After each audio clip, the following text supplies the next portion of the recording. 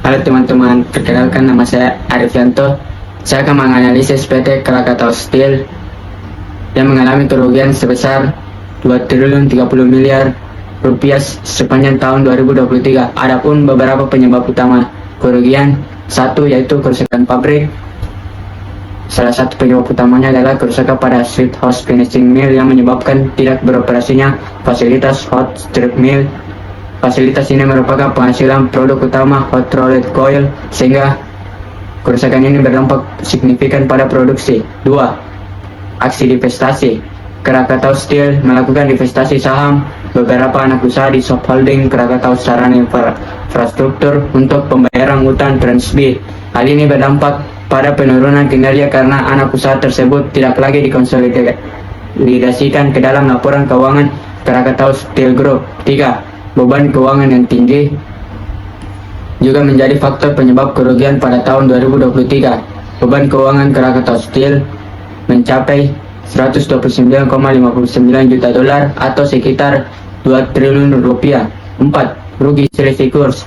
Selain itu, Krakatau Steel juga mengalami rugi selisih kurs sebesar 62 juta atau sekitar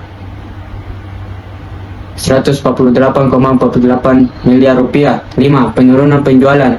Pendapatan Krakatau Steel turun sebesar 35,05% dibandingkan tahun sebelumnya, dengan penurunan penjualan lokal dan luar negeri yang signifikan. Krakatau Steel saat ini sedang berupaya memperbaiki fasilitas hot strip mill dan diharapkan produksi pertama produk HRC pasca perbaikan akan dilakukan pada kuartal 4 2024. Sekian dari saya, selanjutnya akan memaparkan oleh teman saya. Baik, perkenalkan nama saya Rahmat Nur. Selanjutnya saya akan melanjutkan analisis kasus tentang PT Krakatau Steel yang mengalami kerugian pada tahun 2023.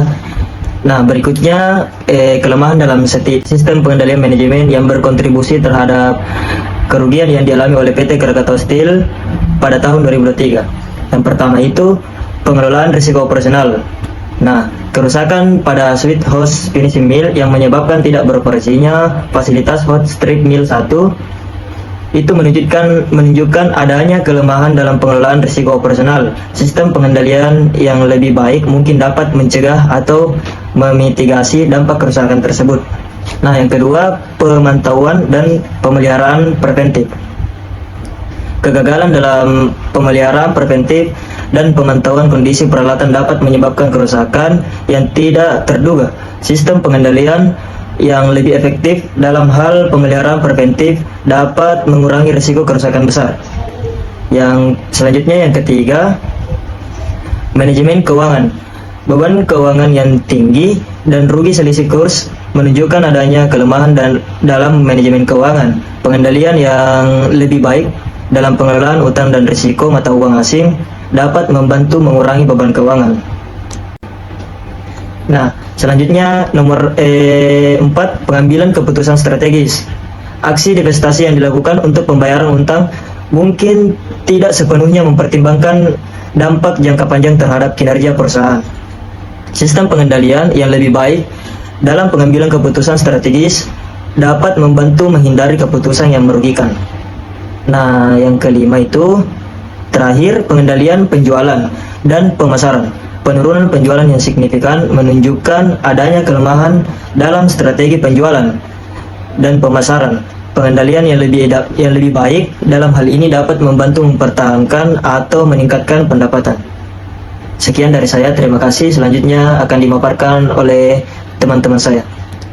Baik, perkenalkan nama saya Agung Rahmat Wahyudi. Di sini saya akan melanjutkan materi pemaparan dari teman anggota kelompok saya sebelumnya. Kaitan dengan materi perkuliahan. Perencanaan dan pengendalian produksi, temuannya ada penurunan penjualan dan aksi divestasi yang berdampak pada kinerja. Konsep sistem pengendali manajemennya, perencanaan dan pengendalian produksi melibatkan peramalan permintaan, penjadwalan produksi, dan pengelolaan inventaris. Kelemahan dalam perencanaan produksi dapat menyebabkan ketidakseimbangan antara kapasitas produksi dan permintaan pasar.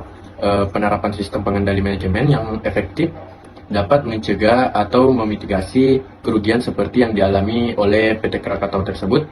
Ada beberapa langkah. Yang pertama itu pemeliharaan preventif. Tindakannya menerapkan jadwal pemeliharaan preventif yang ketat dan menggunakan teknologi pemantauan kondisi peralatan.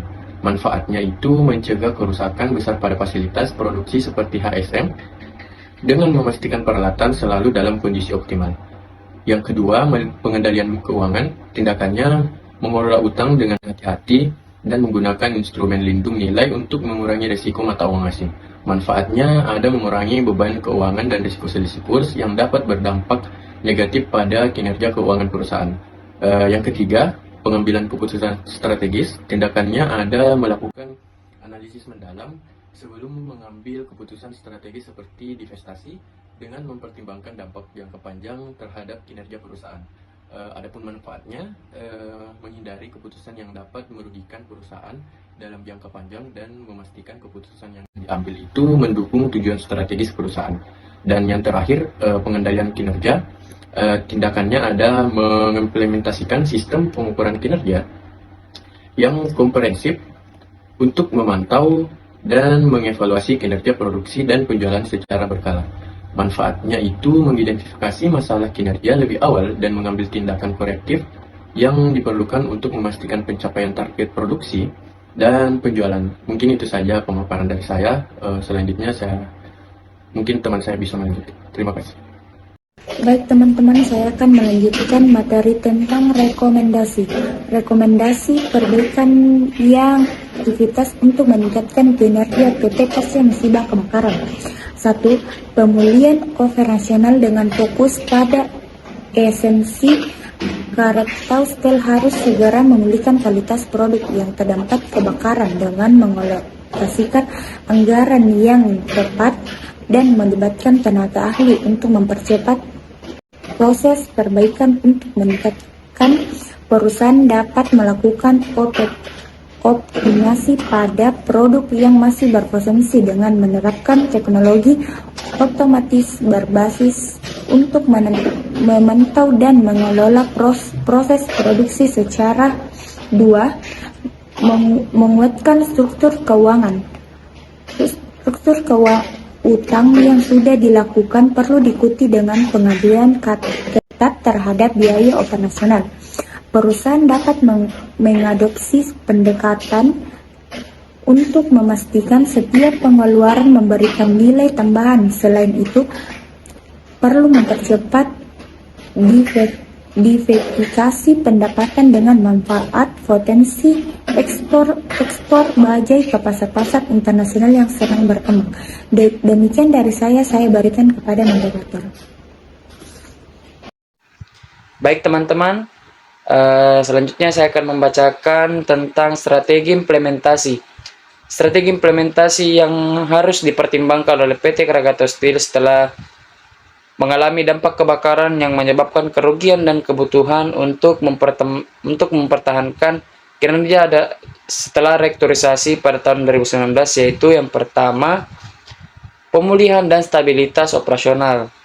Dengan langkah awal adalah memulihkan aktivitas operasional yang terganggu akibat kebakaran. Perusahaan harus memprioritaskan perbaikan infrastruktur yang terdampak, memastikan keamanan lokasi kerja, dan memulihkan rantai pasok secara bertahap. Pengenalan risiko operasional diperkuat dengan menerapkan standar keselamatan kerja yang lebih ketat dan sistem pemantauan risiko kebakaran berbasis teknologi. Yang kedua, perlu membangun budaya kerja yang adaptif terhadap perubahan melalui komunikasi yang efektif dan keterlibatan aktif karyawan dalam proses pengambilan keputusan. Baik, itu saja. Terima kasih. Assalamualaikum warahmatullahi wabarakatuh.